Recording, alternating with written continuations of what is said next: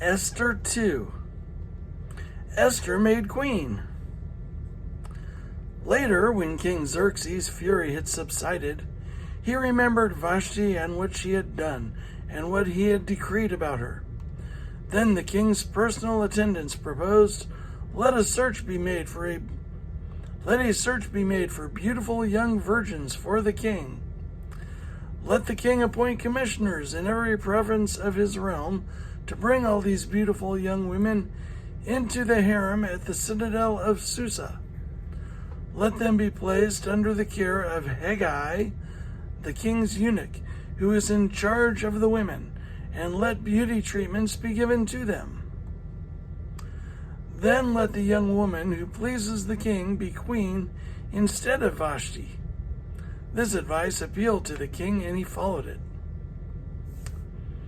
Now there was in the citadel of Susa a Jew of the tribe of Benjamin, named Mordecai, son of Jair, the son of Shimei, the son of Kish, who had been carried into exile from Jerusalem by Nebuchadnezzar, king of Babylon, among those taken captive with Jehoiachin,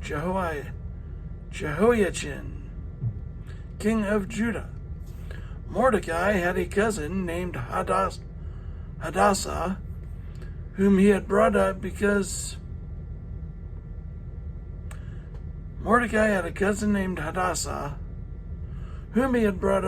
she had neither father nor mother.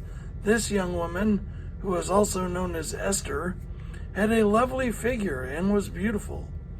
Mordecai had taken her as his own daughter when her father and mother died. That's nice of him, wasn't it? When the king's order and edict had been proclaimed, many young women were brought to the citadel of Susa and put under the care of Hegai. Esther also was taken to the king's palace and entrusted to Hegai, who had charge of the harem. She pleased him and won his favor. Immediately he provided her with her beauty treatments and special food. He assigned to her 7 female attendants selected from the king's palace, and moved her and her attendants into the best place in the harem. Esther had not revealed her nationality and family background, because Mordecai had forbidden her to do so. Every day he walked back and forth near the courtyard of the harem to find out how Esther was and what was happening to her.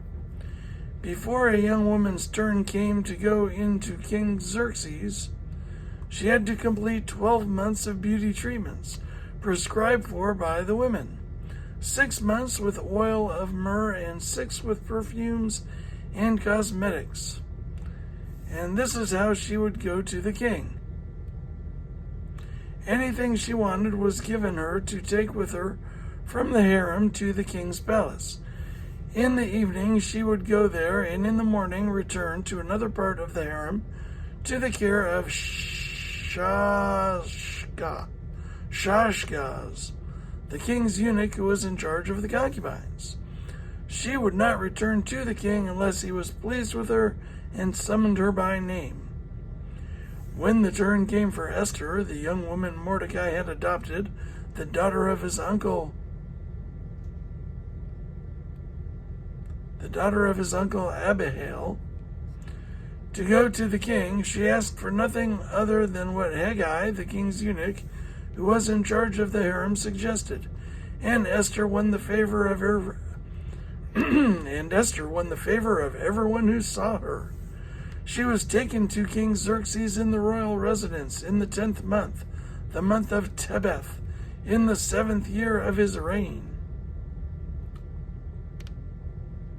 Now the king was attracted to Esther more than to any of the other women, and she won his favor and approval more than any of the other virgins. So he set a royal crown on her head and made her queen instead of Vashti. And the king gave a great banquet, Esther's banquet, for all his nobles and officials. He proclaimed a holiday throughout the provinces and distributed gifts with royal liberality.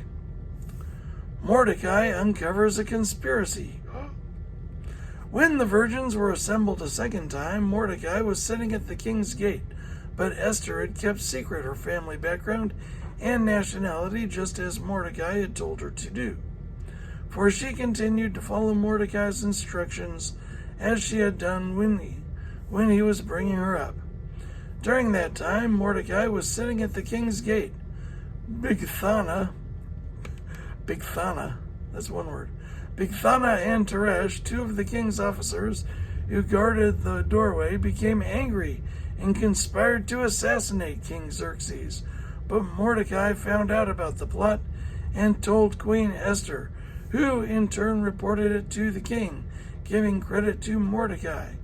And when the report was investigated and found to be true, the two officials were impaled on poles.